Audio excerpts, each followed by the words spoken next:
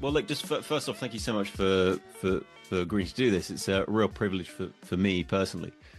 My health journey, as you like, was started with your interview you did in 2015 with Tim Ferriss.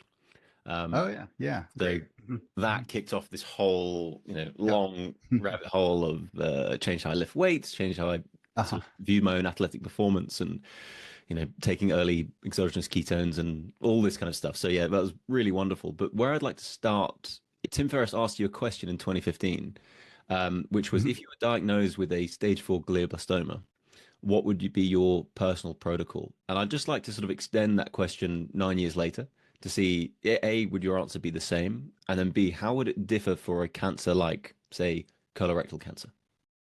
Mhm. Yeah, that's a good question for, let's just zero in on GBM. So with GBM, I guess the question would also want to know where the tumor is at. If it's inoperable, some things would be the same, but if it was operable and you could do something called a debulking, so I would encourage having surgery to do a debulking procedure.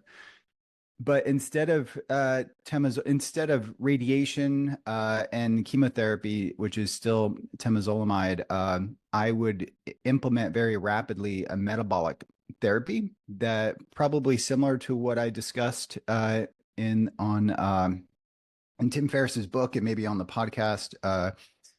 Although we kind of focus on the glucose ketone index now, the GKI, which I probably didn't talk about then because we were looking at it, but we didn't, which is the millimolar concentration of glucose over ketones.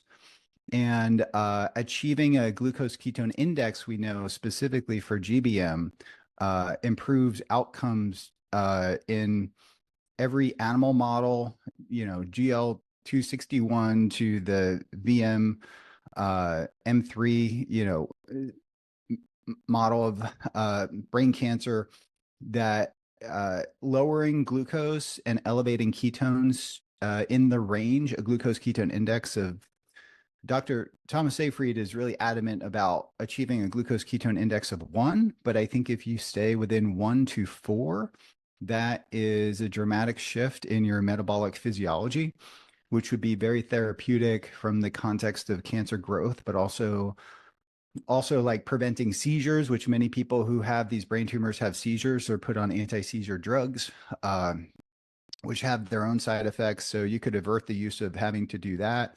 And that'll at the very least, slow down tumor growth, impact it, in many different ways. Ketones are signaling molecules that have anti-cancer effects.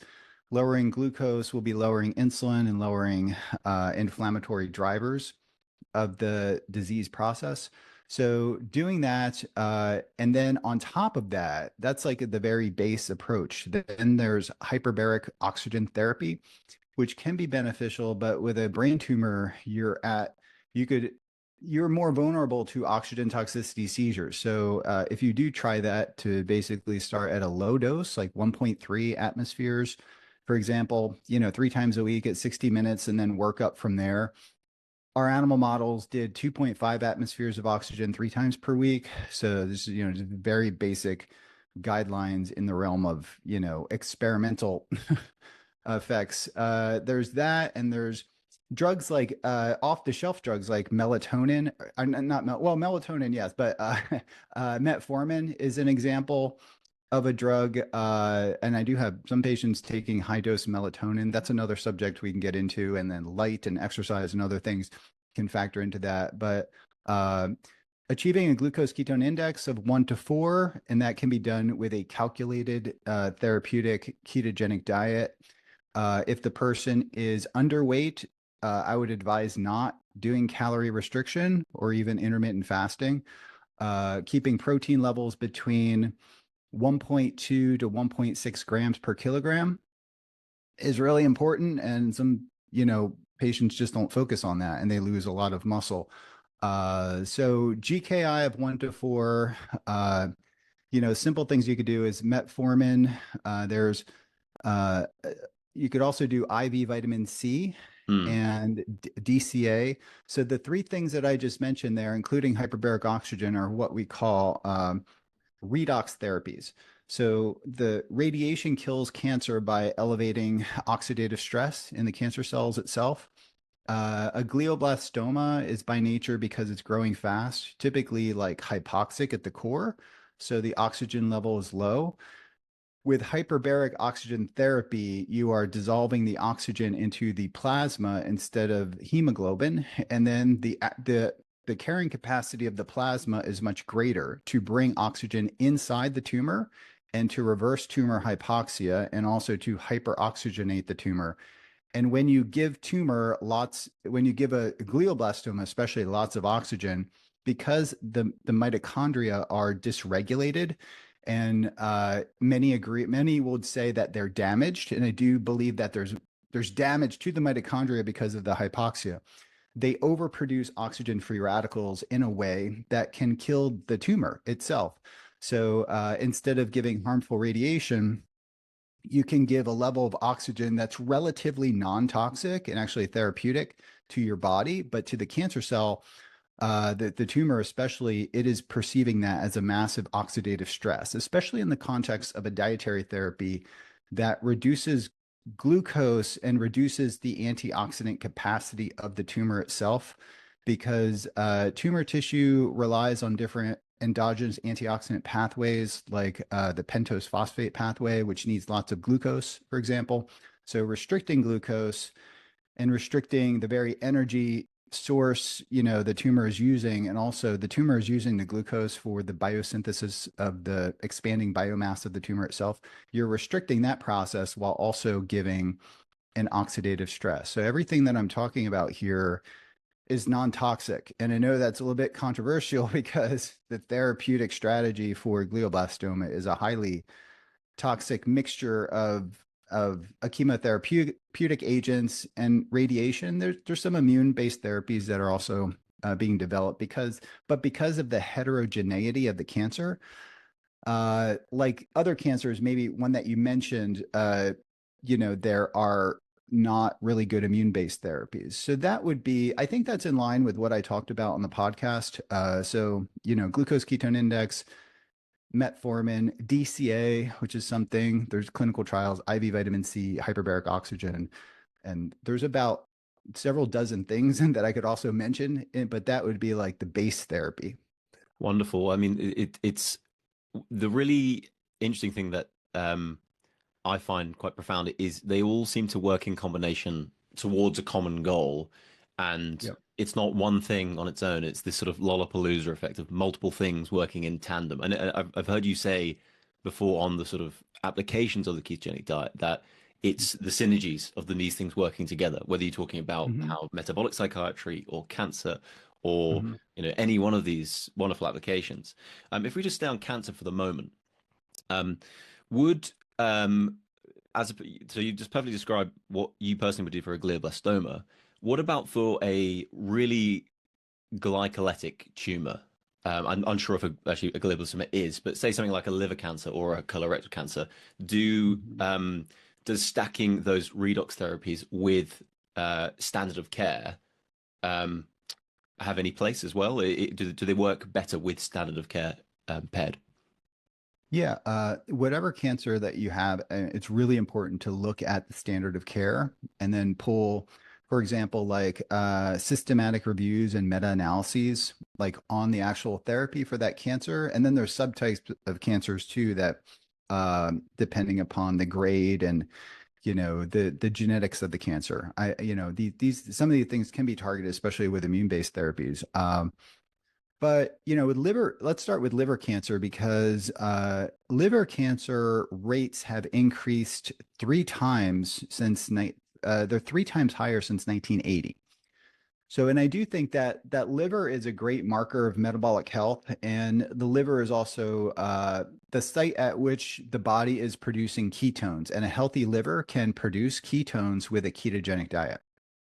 If you have liver cancer, and that's like on top of metabolic dysregulation, it may be hard to achieve therapeutic ketosis. It may be hard to achieve glucose regulation because of things like non-alcoholic fatty liver disease. Hepatic steatosis is, another name for that.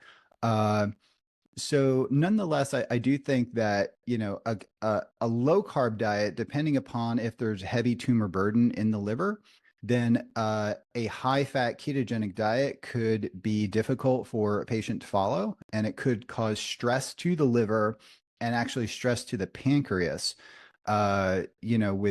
with the fat load and the macronutrient shifts. But if the person is overweight, for example, many it's there are several cancers that are associated with obesity and type 2 diabetes. Liver cancer is one of them. And so to just say that the patient is a bit overweight, so it would be probably important to start that patient on a calorie restricted, carbohydrate restricted diet that's not necessarily ketogenic, but because it's energy restricted, you may achieve a state of ketosis, and then kind of not necessarily high fat, but centralized protein to the levels that we recommended, like 1.2 to 1.6 grams per kilogram, and then do protein, and then maybe fibrous vegetables, and then just healthy fats. And start with that and do calorie restriction. And then, depending upon the tumor burden and the function of the liver, you can start adjusting the fat ratios, but also incorporating things like MCT oil, which may be helpful. Some people cannot tolerate it, but exogenous ketones can be really helpful in this context too, and help achieve that therapeutic ketosis. They also tend to lower blood glucose, and they don't have an insulin response. So that allows a person to follow a low carb Mediterranean diet. For example, you calorie restrict that, and then you add small amounts of exogenous ketones, 10 grams of beta hydroxybutyrate. Keto start is kind of what I'm drinking now, actually. And then that will elevate your ketones, lower glucose, help you achieve that therapeutic glucose ketone index. And that would be probably out of the gate what you want to start doing. And if you are significantly overweight, then you could implement right out of the gate just fasting. 3 days of fasting typically doesn't, for me and other people that have looked at their blood work, it doesn't significantly alter hormones in a way that's detrimental. Whereas if you go 7 days of fasting, which there are a lot of patients tend to want to do this, they want to do 7 days, 10 days, 14 days. I advise against that unless they're very overweight and they're very healthy and they're doing under medical supervision. But 3 days of fasting can typically achieve that glucose ketone index, or pretty close to it. And then you can transition into a therapeutic ketogenic diet, working with a registered dietitian to achieve and maintain those glucose ketone index ratio, which is really important. Then you can consider, you could do this and then do an FDG PET scan if it is a glycolytic tumor, for example. So you must know it's glycolytic. If you, in the States, typically your insurance will cover, for many cancers, a PET scan, which is a fluorodeoxyglucose PET scan. And then you could look at, that tells you the aggressiveness and the location of the tumor. And then that PET scan is also, if that's done over time with an MRI, and you start to get, a response to the tumor, that's a good, in many situations, the tumor can shrink to where it becomes a smaller target where you can go in there and excise it and remove it. That can be the case for the liver too. The liver has a very dramatic response to dietary interventions. Like, you could decrease the size of the liver, metabolize the fat, reduce inflammation, reduce the tumor burden in the liver get measurable results within 2 weeks. And then Really? a very aggressive. Yeah. I mean, because the liver tends to be like a very fertile ground for cancer cells to grow. So if we have cancer cells in our colon, in our lungs or kidneys or different places, they get into circulation, we typically don't die of a tumor per se, but we die of metastatic cancer related to the tumor metastasis. And then the liver, because of the blood flow to the liver, and because that it's chock full of glycogen, and the liver is very greedy and tends to store nutrients. So when cancer cells dislodge from a tumor or end up in the liver, or even start in the liver, they have like unrestricted growth, but just because of especially if you're following a standard American diet. So it's a super fertile ground. Whereas if you start fasting, that all the nutrients and the energy in the liver get depleted very quick. Glycogen is one example, and also fat in the liver will disappear very fast if you're in a calorie deficit. So instead of a very fertile ground for tumor cells to grow, you essentially, after 2 or 3 weeks, you have a desert. And the existing tumor cells will stop growing, and circulating cancer cells cannot seed and actually take hold and start growing. So yeah, like if we have, and everything happens faster in mice, but if we have mice on a standard diet and then we calorically restrict them with a ketogenic diet for even a week or two, the livers are like half the size, right? Because that's you're depleting the glycogen in the liver and just becomes uh it stimulates autophagy massively. So the liver is kind of digesting itself, it's clearing its waste products. Anything that doesn't belong there, it's going to get metabolized and consumed and just part of the energetic process. And that actually includes cancer cells too. So it may not be that dramatic. So it's not going to, in every case, just eradicate cancer, but it's definitely one way to control it. And then it becomes the tumors in the liver or also in other areas of the body become a more vulnerable target to other modalities that you throw at it. So, right. So that could be the standard of care from chemo, radiation, and immune based therapies, but also other metabolic based approaches. So, is it fair to say that there's some cancers that are way more effective to metabolic based therapies like the ketogenic diet than others? And so, if that's the case, liver cancers, what other cancers would be very susceptible to that intervention? Yeah. Well, there's certain cancers that are caused by, metabolic dysregulation and obesity, like much more. So liver cancer, I just gave a talk on this. I think I covered the top 12 cancers, and at the bottom of the list was prostate cancer. And prostate's a little cancer is a little bit weird because if you have diabetes, even type 2 diabetes, you're a little bit protected over cancer. But if you get it, then you're more likely to sort of die of the tumor. It tends to be more aggressive. But so everything from liver cancer to gallbladder cancer, all the GI cancers, colon cancer, kidney cancer, endometrial cancer, breast cancer, all these things, you're much more likely to get cancer. And this ties into very much ties into the metabolic theory of cancer. And there was a big systematic review and meta-analysis in a cancer journal that's the top journal in its class. It's got an impact factor over 500.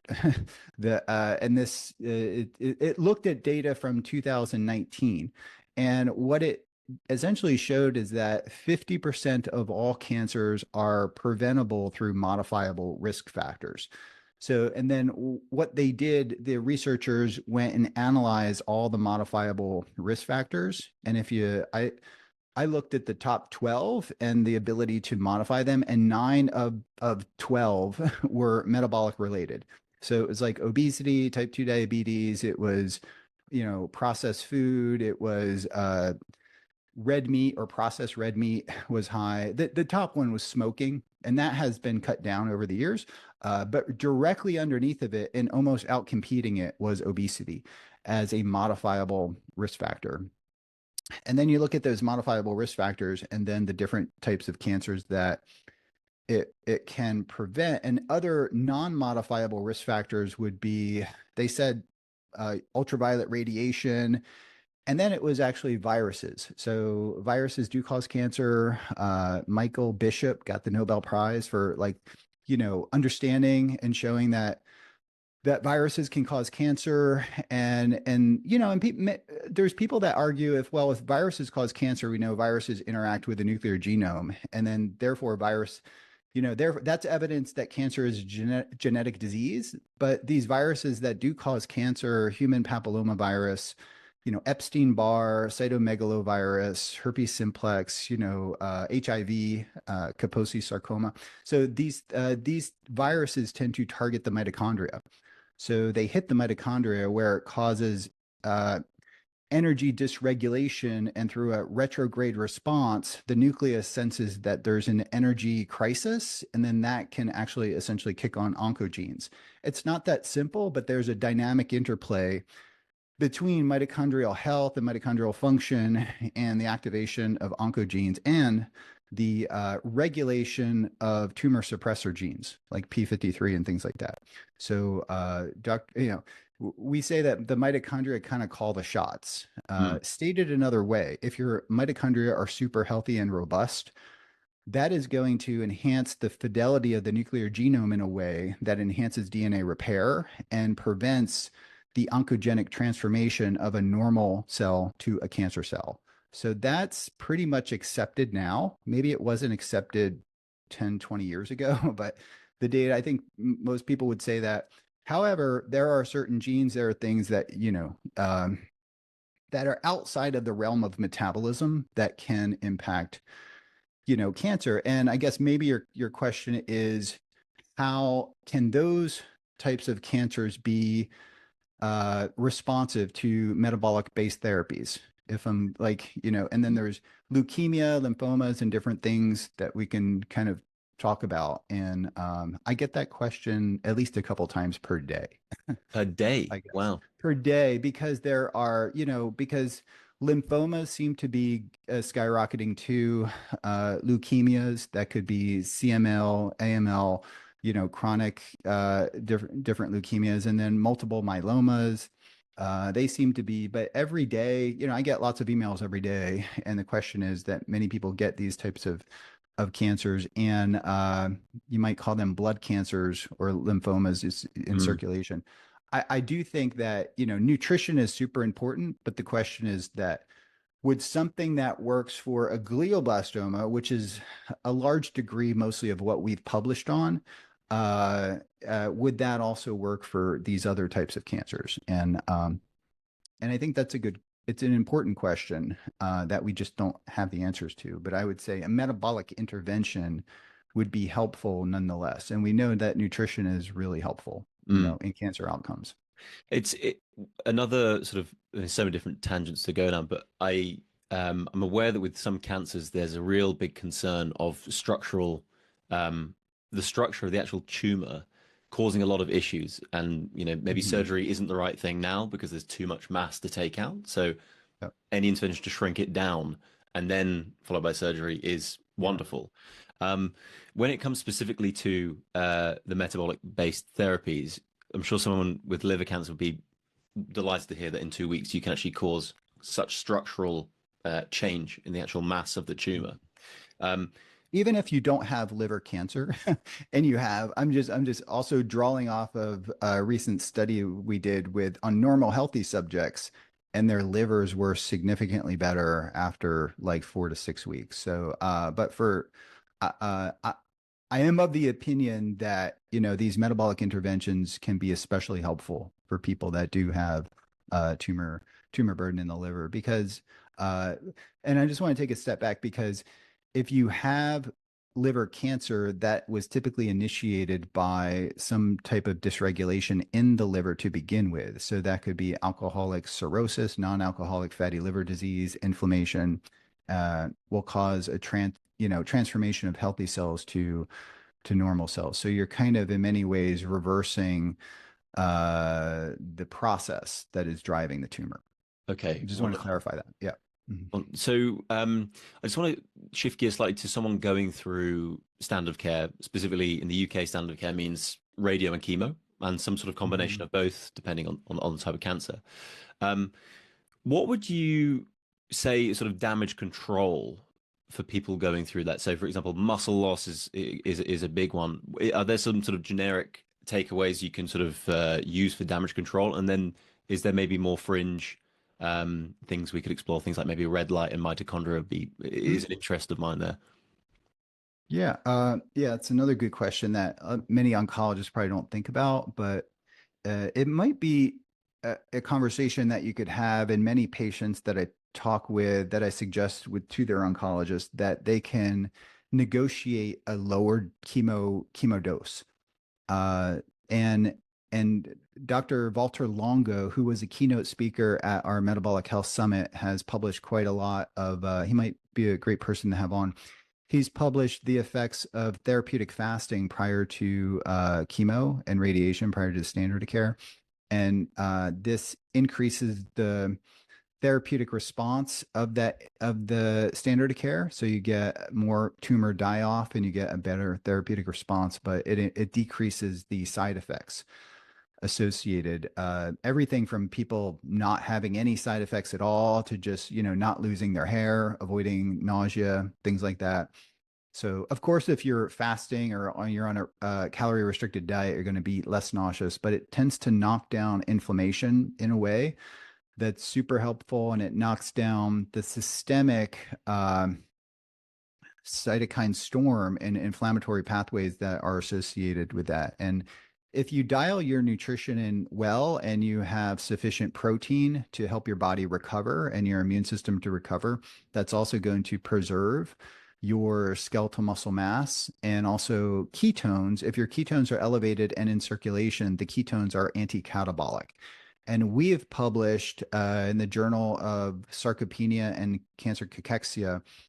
It was a project of one of my PhD students, Dr. Andrew Kutnick, demonstrated that ketones, when given even with a standard diet, the ketones are anti-catabolic. They prevent muscle wasting as a result of cancer cachexia, and they also prevent the muscle wasting and global effects of cytokine challenge, which we did with lipopolysaccharide, LPS. So LPS is a super powerful, it stimulates massive, systemic inflammation, muscle wasting, anorexia, all these things. We're able to mitigate a lot of that with supplemental ketosis. So, so that, you can achieve dietary ketosis and then use supplemental ketosis and achieve that glucose ketone index that we talked about. Mm. And that's going to help you get a better response to therapy. Also, your immune system will be better too. When you do chemotherapy, I think of, I don't know if anyone thinks about it this way, but I think of chemotherapy as also as like immune therapy, because when you use a chemotherapeutic agent, you have a lot of tumor die off, and this is called tumor necrosis syndrome, and people get sick of the circulating dead debris of the tumor in circulation. That triggers your immune system. So, low dose chemo is a way to, not necessarily eradicate the tumor, but you have tumor die off. You're going to kill more tumor cells if you do this metabolic therapy we're talking about achieving that. And then it also, the tumor necrosis effect, the dead cells get into circulation and little bits of the tumor can then stimulate the immune system. And we know that with therapeutic ketosis, even 2 weeks of a ketogenic diet can greatly enhance the adaptive immune system. And that's why mainstream tier 1 cancer research centers are actually now interested in ketogenic diets because it may enhance checkpoint inhibitors. So, and I've collaborated, in active collaborations with, for example, the Moffitt Cancer Center, and they're very interested in using ketogenic therapies to enhance immune therapies, very specifically because ketogenic diets, not vegan diets, vegan diets can enhance innate immunity, but ketogenic diets can augment the adaptive immune system in ways that make checkpoint inhibitors work better. But a ketogenic diet can also enhance tumor-associated immunity in a way to help your own body then, recognize the tumor and kill it off. And if you decrease the glycolytic activity in the tumor, that decreases the acidic microenvironment. And then by decreasing lactate production in the tumor, that actually makes the tumor more vulnerable for your immune system to recognize and then attack. And I think that that's an important point, maybe that we don't really think about, but it's like in agriculture, you could, there's like ways to control pests through the application of certain, pesticides. and instead of dumping a whole bunch on, instead of eradicating it, you can just kind of control it within. And I think that's an important concept, that because the slash and burn approach just has, I've witnessed many people die of the standard of care, and it's not uncommon. Let's put it that way. For The people to die of standard of care. and it's reading about the origin story behind chemo is, Hmm. back in World War II and the sort of accidental ship explosion and things is a very Yep. interesting story in itself. I implore people to go and do some research. I think it's actually in Yep. Tripping Over the Truth, that With particular mustard anecdote. gas and things like, yeah. Hmm. Yes, exactly. Yeah. Yeah. Hmm. Um, I know someone who has sort of stage 2, stage 3 rectal cancer at the moment, and they've been on a ketogenic diet for the last 8 weeks, testing blood ketones every day, supplementing MCTs, and being really diligent with it. And now is starting standard of care. And in an ideal world, would love to have a test to see if the initial diagnosis and size of tumor has the state of the mass, if it's shrunk significantly to maybe postpone standard of care or lower the dose. However, the problem is getting that, I guess, secondary opinion and getting the size of the tumor tested again in the UK in with the NHS and public health system we have. Although it is Hmm. brilliant, it's very hard to have the Yeah. confidence in your own hand when you're not a medical professional to suddenly be like, well, actually, I'm going to put off standard of care because the doctor. I disagree with the doctor. Um, so they're starting standard of care. Would this person benefit from um, supplemental MCTs specifically in the hours before radio and or chemo? Yeah, I think so. I think it's more important to bring glucose down and bring insulin down. So that's why I'm a big proponent of monitoring certain metabolic biomarkers. And we could talk about those biomarkers because the same biomarkers are super important for preventing cancer. So I think it's really clear to say there is no cure for cancer unless it's like stage one, where you can go in and cut it out and eradicate it if it's consolidated tumor. Uh, However, for like advanced cancers, um, there's no sort of cure for that, but we can metabolically manage it. And if it's more glycolytic, it's more likely to be responsive to metabolic interventions. In some cases, in a minority of cases, aggressive metabolic therapy, even dietary therapies, can produce, I'm not going to say a cure, but can produce no evidence of disease, NED. So I've seen that before. I've seen advanced metastatic cancer only in a few people go from advanced metastatic, no chemo, no radiation, to being no evidence of disease. So, this happened, like, this influenced me significantly because it was when I first started doing experiments and observing things in rodent models that I was connected with someone, this is 15 years ago, who implemented it, and it just like totally cleared his PET scan. So I was thinking that this was going to work for and it wasn't a brain tumor cancer either. So, but over the years, I find that's not the case, for a large majority of people. But it does help nearly everybody, even in cancers that you would otherwise not, uh, leukemia, lymphoma, testicular cancer. Like, there's a wide variety of cancers that, you would not think metabolic therapy would be beneficial for, but it is. And I do think that, well, I don't think, I know the data, the randomized controlled trials would show that the the side effects and the response of the therapy is improved with restrictive diet. So that could be a fasting mimicking diet, which is not necessarily, it is ketogenic because the level of calorie restriction in the diet that, for example, Walter Longo developed does produce ketosis. And now actually he gave a talk at our conference and is doing work on ketogenic diets.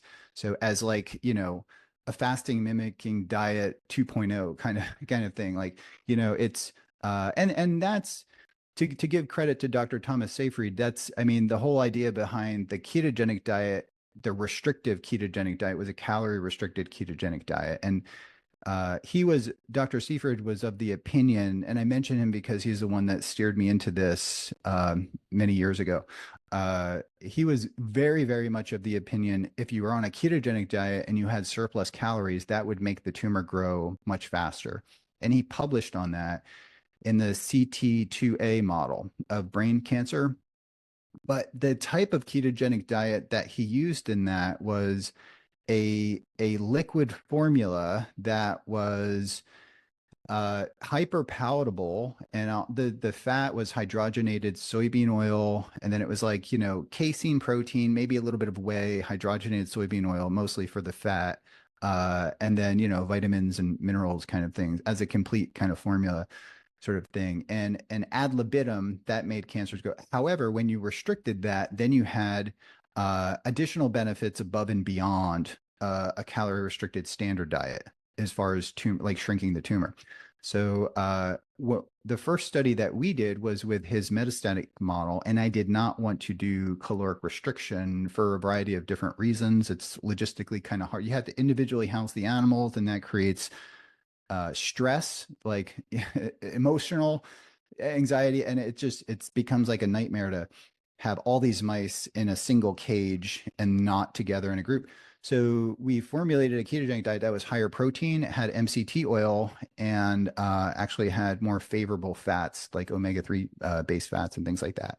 And we find that with that type of diet, an ad libitum ketogenic diet had a remarkable effect on the VM-M3 model of metastatic cancer.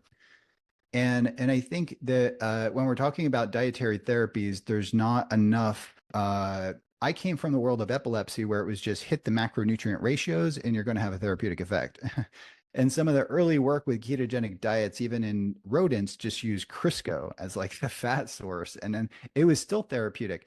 But I realized that, oh, this is a great area that I want to put my time and effort into because there's a lot of potential for innovation in improving the diet because the people implementing them were not from the nutrition world. So it was like, wow, I can improve the protein, I can improve the fatty acid composition, I can improve the carbohydrate, but instead of carbohydrates, it's fiber. So you could use prebiotic fiber and things like that.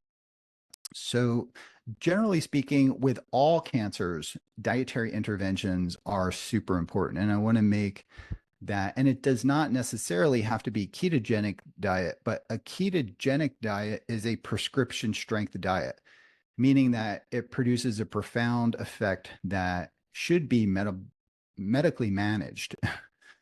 So you really should be working with a registered dietitian and someone skilled in the art and the science of implementing these things because they also have some side effects. When it comes to the ketogenic diet being included in standard of care, how far off are we? Because there's so much dogma with, everyone's well intentioned, right? Trying to help cancer, but there's so much dogma of oncologists who haven't heard of the ketogenic diet or ketogenic therapies. So yeah, my question is, when does that get included in standard of care? Well, I think you have to look at the data. So right now, there are several reviews that basically show a ketogenic diet improves quality of life, that it's safe and feasible to do. What we lack, there are about 5 or 6 randomized controlled trials for ketogenic diet therapies, but none of them, to my knowledge, at this point in time, have been done for cancer. So what they have done for cancer is pilot studies. So, however, if that's PubMed, if you look at clinicaltrials.gov, which are trials in progress, there are dozens, if not maybe close to 100, definitely more than 50, but close, a large amount, let's say, of ketogenic therapies for cancer. And these therapies are done not as a standalone therapy, but they're done to further augment the standard of care. And quite a few studies with chemo, radiation, and immune-based therapies. So, and many of them, some of them are for glioblastoma, many of them are for brain tumor. And the added benefit you get for using this dietary approach for brain tumor is the potential to metabolically manage seizures without having to use high doses of anti-epileptic drugs, because it's well established that ketogenic therapies are work when anti-epileptic drugs fail. So most clinicians or neurologists, epileptologists would even say the ketogenic diet is superior in efficacy to not only an anti-seizure drug, but combinations of anti-seizure drugs. So the evidence of that is that it works when all that fails. So it's working through multiple different mechanisms. So that, that is why we focus on types of cancers like brain tumor and metastatic cancer, because these are the cancers where the standard of care doesn't provide any benefit. So that's kind of like the low hanging fruit in my way of thinking. Whereas the Moffitt Cancer Center and other places are actually looking at ketogenic diets to enhance different forms of cancer therapy for different types that could be lung cancer, it could be melanoma, it could be, many different groups reach out to me for some sort of cancers I didn't even think of, different types of sarcomas and things like that. But I think it's safe to say that any cancer that is really hot on a PET scan, which means it has high intensity fluorescence on an FDG PET scan, would be by definition metabolic, so should be responsive to a metabolic intervention. Am I right in saying a PET scan? It's literally the light you're seeing on a PET scan is literally glucose. Yeah, it's indicating the glucose metabolism relative to the surrounding tissue. So the surrounding tissue is also lit up, but you adjust the parameters such that the background is deficient. So if your heart is very metabolic, you're going to get a signal in the bladder, because that concentrates the FDG molecule that's your brain tends to light up. But the tumors, you are seeing glucose metabolism and the concentration of the fluorodeoxyglucose, the radio labeled glucose, that's above and beyond. And that can be in some tumors, 10, 20, even 100 to 200 times higher rates of glucose metabolism. Right. And this actually is indicative of not only energetic transformation, maintaining energy, glycolytic activity, but also turning that glucose into the expanding biomass of the tumor. So sucking up glucose, and through various metabolic and anabolic pathways, that glucose can become a fat, and can become part of the nucleotides. It becomes part of the tumor itself. Well, I have so many cancer questions, but I will try to limit my very long list to two. So maybe switch gears a little bit. It's such a deep rabbit hole, the whole cancer world, and sort of all the redox therapies and everything. One that is not founded in any literature I've seen, but a hunch of a few conversations.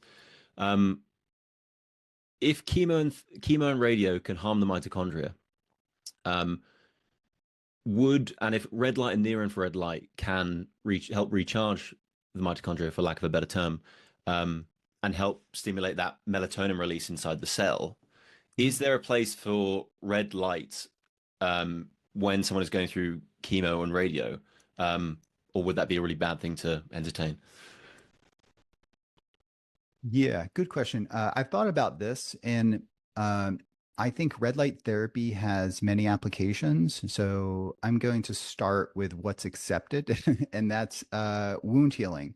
So we know that red light therapy is FDA approved in the United States for wound healing, meaning that like your insurance would cover it. So that's validated, no questions asked. There are companies, I think, that spun out of Harvard that develop, things for wound healing. A tumor is like a wound, and the red light therapy can penetrate into the skin. Depending upon how many lux you have and the intensity of like the LED. But I mean, so say for example, we go outside in the middle of the day and we get ultraviolet radiation, and we wear a shirt, and we could see where ultraviolet radiation is, being blocked by our shirt, where we get, a suntan, right? So, whereas during the morning hours, and I was out in the morning today as the sun was coming up, walking in the dewy grass to let the cows out and stuff. I was feeling the warmth of the sun, and that's more infrared and more red shifted spectrum. That's actually like going through our clothes and into our bodies, like several centimeters. So that's actually stimulating mitochondrial health and mitochondrial function. Whenever you're doing that, I think that's going to have a beneficial effect on our overall physiology and also probably and I'm going out on a limb as an academic scientist and probably turning off or turning down some of the oncogenic drivers, but it's also improving glucose regulation. It's improving our dopamine levels. It's reducing cortisol is important in the morning, and when I wake up in the morning and go outside, my cortisol is probably the highest. But I think it's the more light we get and the more we synchronize our circadian rhythm to the natural rhythms of the day, the less cortisol elevation we're going to have later in the day. And that cortisol elevation is a stress hormone, and that could be a driver for the cancer process. And it also by synchronizing your circadian, especially with light early in the morning, that can improve a whole host of metabolic biomarkers that I just gave a talk on that are intimately tied to preventing cancer, but also for cancer outcomes. So I'm taking like, this is the 30,000 foot perspective, but then we go to red light therapy for cancer patients. I think probably would have a benefit, although these studies have not been done, but they're improving aspects of our psychology, like even depression, mood and inflammation, blood flow. They do stimulate mitochondrial function, but I think people who sell these devices, over market it in ways that the science is not there yet. Mm, So, not to say the science can't happen, but it's like people who sell exogenous ketones for exercise performance. That's like the last thing I would ever want to study. That's like not the low-hanging fruit. That's like mm. way up on the tree, right? I do think in the context of extreme environments, things that we study like hypoxia, hyperoxia, if you're sleep deprived and things like that, the ketones can enhance physical, but more likely cognitive, effects. This, I think with red light therapy, I think of it as like a tool that can be used for people to improve, upon their mitochondrial function as a cancer prevention, but not, as a treatment. I think it's like one of those modalities that can help. And I say that I know there's probably patients that follow me that are listening to this, and I do advocate for it. And I basically say it's not going to hurt you, and I think it can only help you. I mean, I Okay. guess that's my short-term answer. Well, it's a good answer, and thank you for that. Yeah. It's especially it's not going to do any harm, apparently. No, no. Okay. And I did it this morning. Actually, I woke up before the sun was up, and I had some work to do, so and I had some papers to read actually. So what I did is I have a red light system that I stand in front of, and I did like 10 minutes to the front, 10 minutes in the back, and I read and highlighted some various papers that we're going to do for journal club later. Beautiful. So, and I felt like, yeah, and then as the sun came up, then I went outside. But I do think that early morning sun, if you can get it, I know not everybody can. They're not, we're in Florida, so Mm. I have that benefit. But Yeah. I've just got back sun, from if you can Greece. get it, yeah. I've just got back from Greece, and Oh yeah. late September, beautiful sun, 30 degrees. Come back to Yeah. England yesterday. It is yeah, pretty gloomy, but Yeah. still try and Yeah. make an effort. Um, with I mean, we had just going back to red light. We had Dr. Glenn Jeffries on, and Mhm. he had wonderful experiments of how red light after meals can actually lower your glucose. And suddenly, I Mhm. was like, I can't wait to get a CGM and actually test that. I Yeah. know you've Yeah. been wearing a Got him CGM for, here. Yeah. yeah, I'm sure. You've been wearing one for a little while now, to my understanding. Mhm. What surprised you most since you've been wearing it?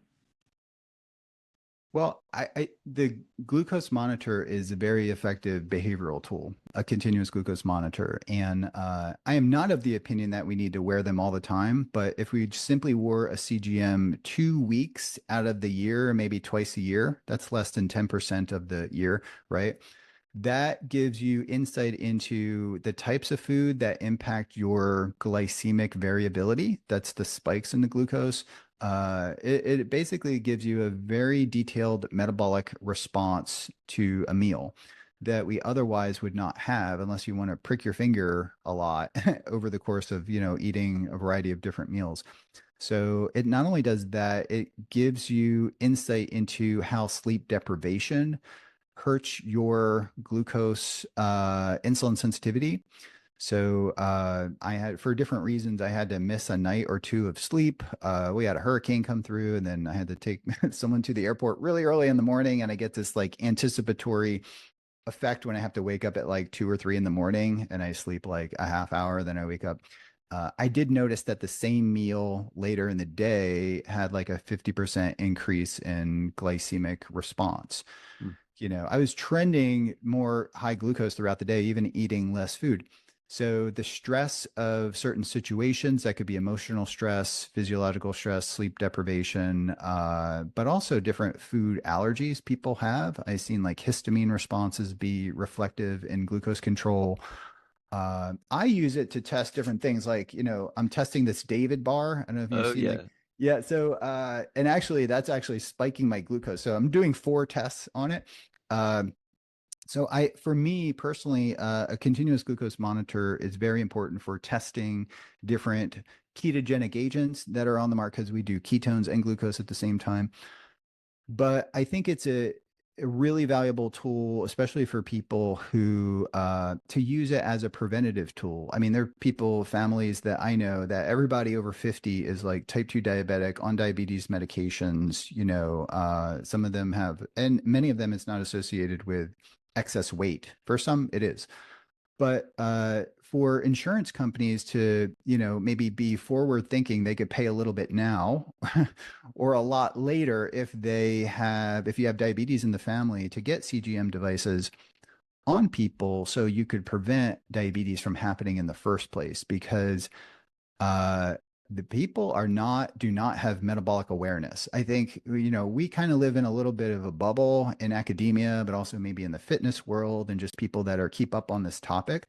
If I take, I don't want to use my parents as, if you take the average person and put a CGM on them and say, closely monitor your glucose and then set the alarm to ring, like if your glucose goes out of the range, the alarm is going to go off all the time. And just, Mm.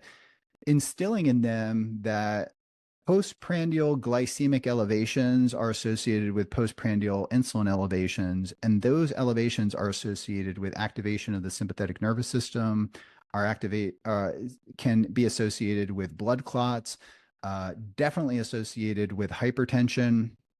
So I'm not even talking, I'm just talking about not like persistently elevated like hemoglobin A1C. I'm talking about the spikes.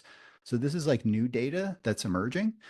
And and I think that it also plays into hunger because if we have a glucose spike, we'll have an insulin spike, and typically what happens later, if the meal does not have sufficient fiber, but especially with processed food, you're going to get a postprandial elevation and then a dip, and that dip in blood glucose is going to trigger an energetic crisis in the brain to go seeking for sugar again. So it's kind of like this vicious cycle that Mm. the majority of people are on if they're eating like a standard American diet and cycling through that.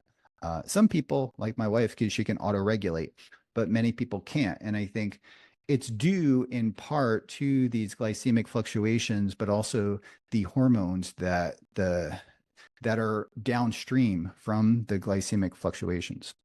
So, and Yeah. even things like GLP-1, a simple way to avert this is just, eating protein, just ensuring that you're getting a sufficient amount of protein and fiber. And you could eat carbohydrates and get a relatively buffered, you know, elevation. So you don't have to be on a ketogenic diet, although the line is relatively flat on a ketogenic diet, which is great for the things that we study, but is not, absolutely necessary. Yeah, they're wonderful bits of kit, and it's been nice to Yeah. see the price actually get way more accessible over the last sort of 5, 6 years. Mhm. Switching again, there's so much to cover, and I just want to ask probably my favorite question in the sort of brain section. I've always been interested in learning, and how we can learn better, and how um, I guess you can optimize your brain chemistry to learn better. And my question to you is, does being in a state of ketosis, where your brain is using ketones for fuel, does that aid memory learning in any way, shape, or form, as opposed to if you were using glucose?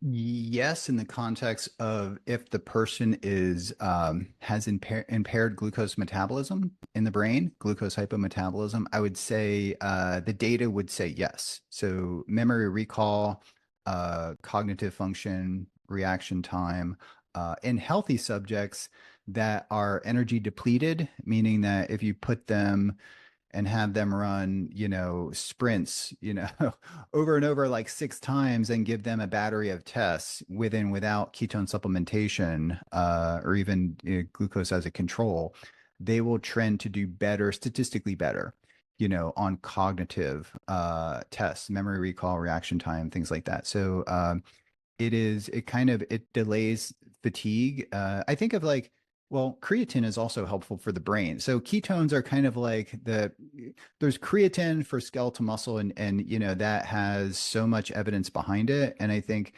the data will ultimately, as it has been emerging now, and different groups are working on this, ketones will be sort of like the creatine for the brain. And they do provide, in many ways, superior energy, and allows for the brain to function. It preserves brain energy metabolism in the face of glucose dysregulation, but also in the face of oxidative stress. So that's like what we study. I guess maybe we were the first to show this, right? So back like over 10 years ago, we were administering ketones via an oral gavage. It's like tube feeding the rats and then subjecting them to a super high oxidative stress challenge, which is 5 atmospheres of pure oxygen. And that actually dysregulates brain energy metabolism and neurotransmitters in a way that causes a seizure.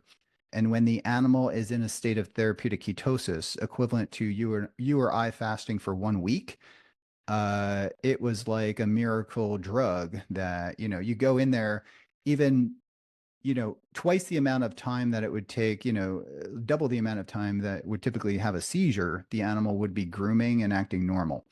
And that was the first evidence that I think anybody had that acute ketosis achieved with, we were using a ketone ester at the time, but there are ketone salts and other things that can be used. Basically was enhancing brain energy metabolism. And from those studies, I got interested in doing Alzheimer's studies, and then, cancer work and other neurodegenerative diseases. But I think, from a 30,000 foot perspective, if you live in a state of ketosis, your brain will be energized, and sort of the neurotransmitters of the brain will be balanced in a way that would enhance learning and memory. And this would be especially important for people who have ADHD or may have a lot of distractions. It kind of quiets your brain in a way that allows you to focus and achieve. I know it has for me, and I'm not battling any type of disorder that I know about it, but it just enhanced.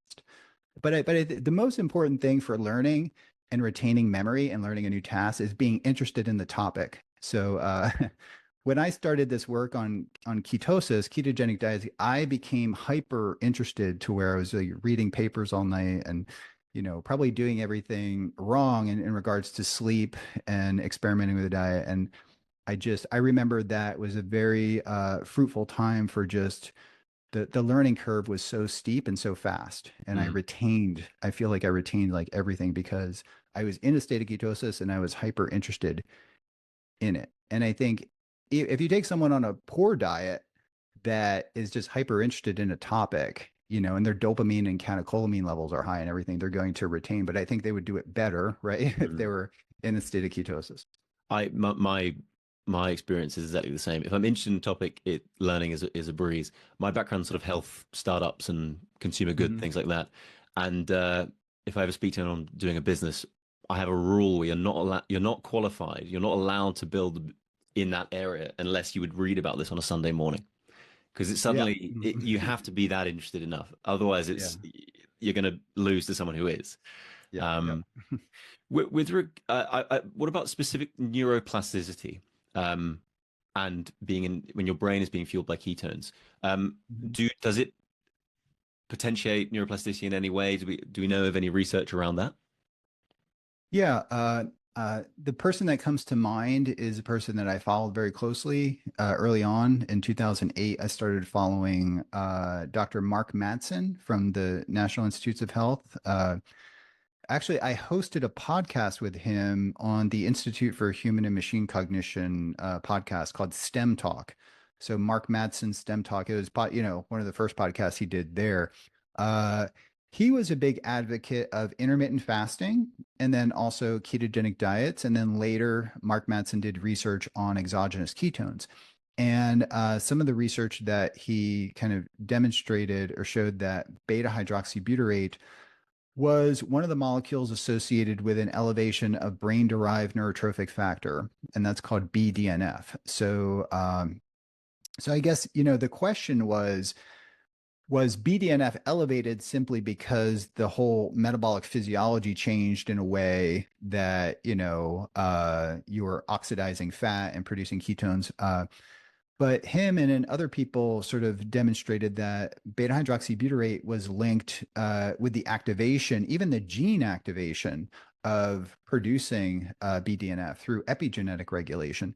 So we know that the ketones function as almost like they have hormone-like effects, and that's a big theme in our lab. Is that we look at the metabolic control of epigenetic regulation, and then beta hydroxybutyrate can directly interact with the histone in processes associated with learning and memory. This was first published, I think, in Johns Hopkins in a model of Kabuki syndrome, where they created a mouse model of a neurological disorder associated with impaired learning and memory, and showed that beta hydroxybutyrate with the diet or supplementation completely silenced, completely reversed the learning deficits in this animal model of Kabuki syndrome. And that was Dr. Bjornson. He was at Johns Hopkins for a long time. In 2016, he published that paper, but now his lab is in Iceland, I believe. So nonetheless, we acquired his animal model of Kabuki syndrome, and we've replicated.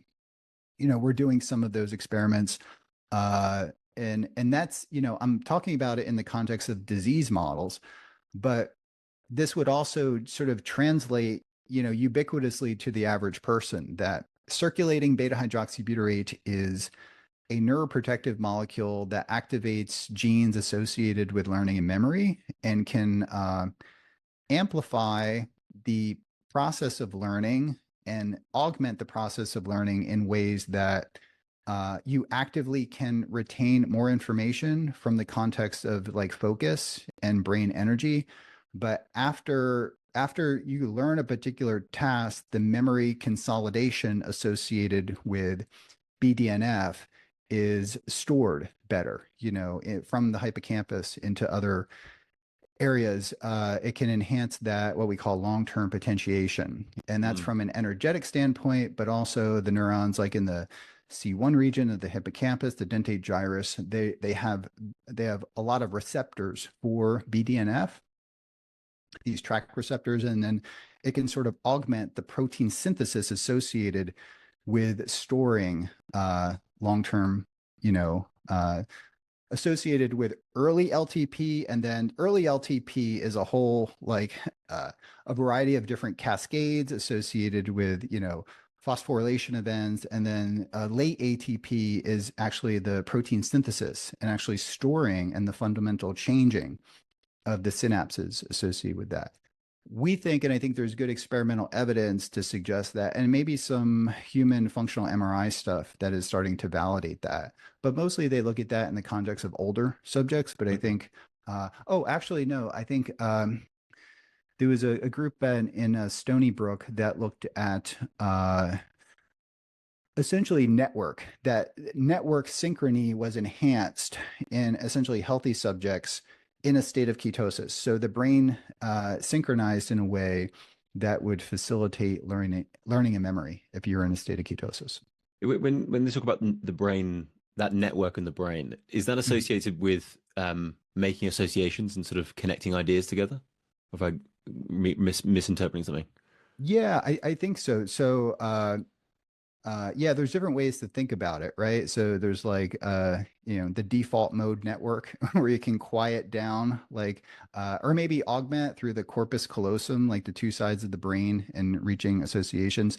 Uh, but there are certain patterns that we know that through functional, MRI that are associated with learning a particular task, and that if and those patterns of brain activity then are can be augmented in ways in a state of ketosis. So, it's an area where, big data is coming in and looking at it. And I also think that like different people learn in different ways. Mm. But but there's a couple groups that we're associated with that are looking at that. They started in like mild cognitive impairment, but then they'll have like control subjects come in that are healthy, and now they've kind of transitioned into looking at other areas. So and that's ketones, but I also think that like there's a potential for uh, different metabolic molecules, so ketone salts, there's ketone esters, there's different like ketone alcohols like 1,3-butanediol. So there's different types of ketogenic agents, and I think some may be beneficial and some may not. But I also think that sort of all these ketogenic agents do have side effects in and of themselves, but I think the potential arises where there's formulations of the ketones, perhaps with other metabolic things that can augment metabolism. That includes things even like creatine. There's, lactate. Alpha L polylactate is something that I was interested in, as a grad student. I still am interested in that. Is that for And different, BDNF or is in? yeah, with BDNF too. Yeah, there's a whole there's a whole field of people now studying lactate as, for brain, because your brain can, when we exercise, we mobilize and increase circulating levels of lactate. I have a meter here that measures like lactate, and you kind of feel high.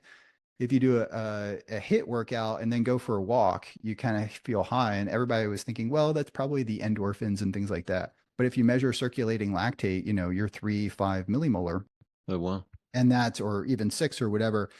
And that represents a significant amount of energy in circulation that has free access to the brain through the monocarboxylic acid transporters, right?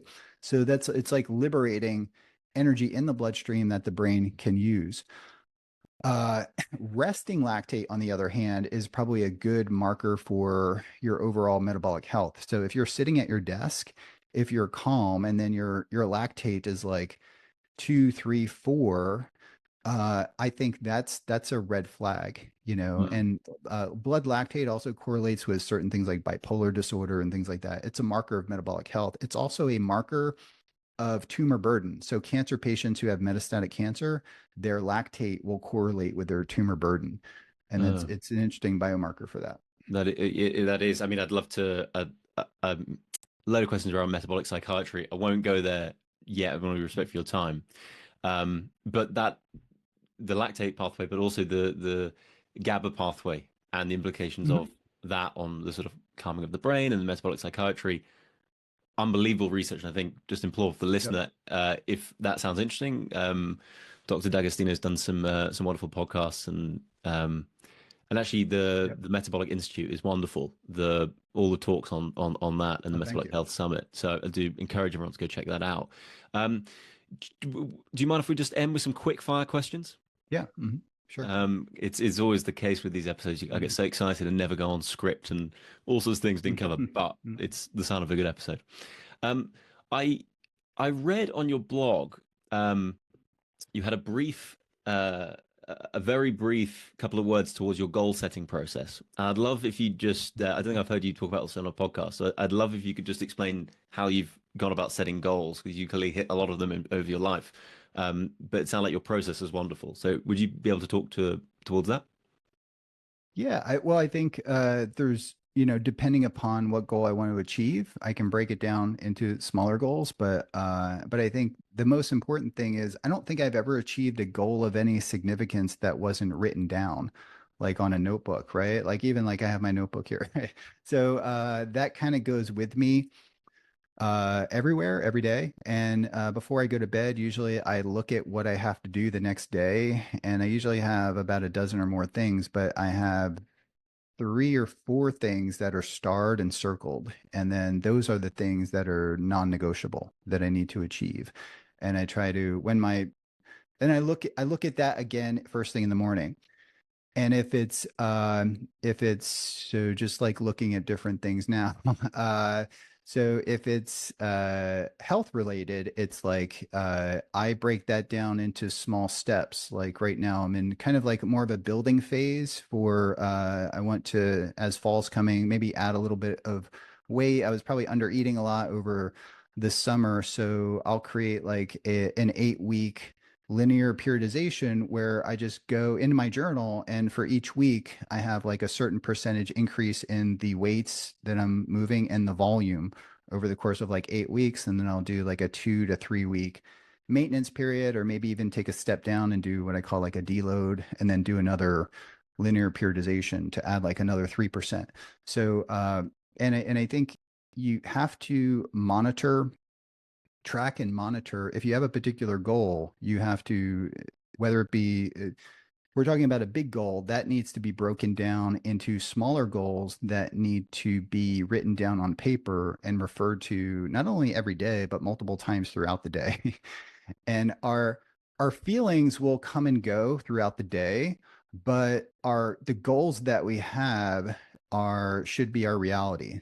So no matter how we feel, and if it makes sense to do this or do that, but by the way you feel, like you need to be kind of cold in a way and just kind of stick with, you need to have some amount of flexibility, if like my mom calls or there's an emergency or something like that, or, you have a hurricane and you have to like help a friend or something like that, you have to be flexible. But I think we need to have, if we want to be the best scientist, if we want to be the best athlete, if we want to be the best entrepreneur, it really starts with goals, and then structuring those goals in a way that is prioritized. So that actually becomes, there's a lot of goals that are fun, right? Read this book, read this paper, but that could be a distraction to what you need to achieve, which is, meeting with this particular person to discuss this problem or that, or something like that. But I think, and when you create goals and write them down on paper, it should be at a point in the day or time where your thinking is very clear and you're not emotionally like dysregulated in some way or another, that your priorities are very clear and make sense, because the sort of the emotional state of the day can change quite a bit. And in the morning is when I usually do that. Actually, in the morning, as I sit down with my journal, sometimes with red light, especially now it's kind of getting light a little bit later. That's going to change, but I think it's good to do that fresh in the morning. So that's kind of like the first thing, is just writing the goals down, and it doesn't even have to be neat. I just have scribbles all over my notebook. So Yeah, me too. My yeah. handwriting is illegible. Yeah, I think a lot of problems come when you forget what you're really trying to do, and looking at the goals multiple times, I think is really sage advice. Yeah. Um, you have on Keto Nutrition, which is, if I'm not mistaken, is your sort of website with a lot of resources. You're not trying to sell anything. It's just Mhm. a lot of Yeah. FAQs and resources, and you've got wonderful books to sort of shape your worldview on there. Um, do you have anything that you've read recently that you'd recommend to the audience? Yeah, I was had a lot of books. Actually, I should plug Dr. Casey Means' book Good Energy, which is really, I mean, it's fantastic. It's a very personal story too. Kind of rooted with, kind of starts out with her mom's disease process. She died of pancreatic cancer, but I mean, it's a super dense book, and it has just so much actionable information in it. So that's fresh into my head, because I did the audiobook, but then I was like, oh, I got to buy the, if the audiobooks are good, then I buy like the Yeah, hardcover me book. too. But I like to have a lot of diversity in what I'm reading. I am trying to get a better handle on ultra processed food and the differences between Europe and the US. And I just interviewed Dr. Not Dr. Todd Wagner, who is Mark Cuban's business partner. And Todd Wagner has Food Fight USA, and it's kind of targeting ultra processed food. And my sort of take on ultra processed food was that it was like code speak for high sugar, which I think is the biggest problem. But come to my knowledge that the generally recognized as safe loophole has allowed about 7 to 9,000 chemicals in the US into ultra processed food and other things that are not in the UK. So they're trying to amend that process. And so ultra processed food that goes above and beyond just the nutritional, but the chemicals has been something that I'm digging into and trying to understand the history of ultra processed food, how much of a problem it really is, and then ways to sort of teach this at the level of the medical school. Because we're one of the few medical schools that has like a mandatory nutrition course that students have to take. So I'm working on that, but also I like to read a lot of philosophy, spirituality. From the UK, C.S. Lewis was always Mm, a big inspiration to me. So I like to read depending upon the day and my mood and things like that. And I draw inspiration from certain things like that for science too. wonderful. And I do see Arnold's copy of Encyclopedia of Modern Day Bodybuilding behind there as well, which is Oh, do you? You can see always a that from there? Yeah, yeah. always yeah. I mean, it Oh, takes yeah, yeah, a yeah, very yeah. niche person to be able to Well, read that. that's signed by Arnold actually too. That's Is it? so yeah, I've met Arnold. Yeah, I was actually on TV with him one time. It was like at the event where I was doing like some chin ups and I jumped off. He's like, that was good for a big guy. At the time I was quite bigger. But yeah, I've met Arnold several times and yeah, followed I used to live in Ohio. I was doing my fellowship there and would Oh, attend cool. the Arnold Right. Classic. I would even drive there from New Jersey when I was in grad school Yeah, just yeah, I to see bet. the event. But yeah, so that was an early influence that may have steered me down like the fitness path, which led to Mhm. like the science path, I think.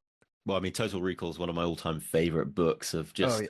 you got Yeah. any limiting belief, read that and be Yep. gone with it. It's wonderful. Um, Dr. Dom D'Agostino, I could talk to you all day. I've got so many questions and unanswered, but I feel like that was a really wonderful episode. Where can we find you? We've mentioned your website, Keto Nutrition. Yep.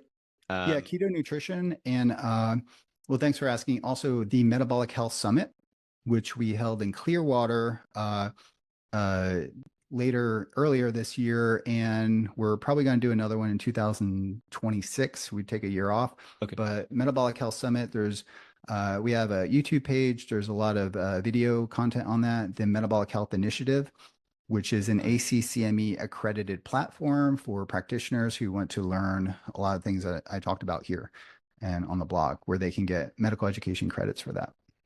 It's also really good if you're just a bit of a nerd and wanna dive into it. Yep. I'm not a medical professional at all, but I'd say it's definitely worth it's worth a lot of time. So Thank you. definitely go check that out.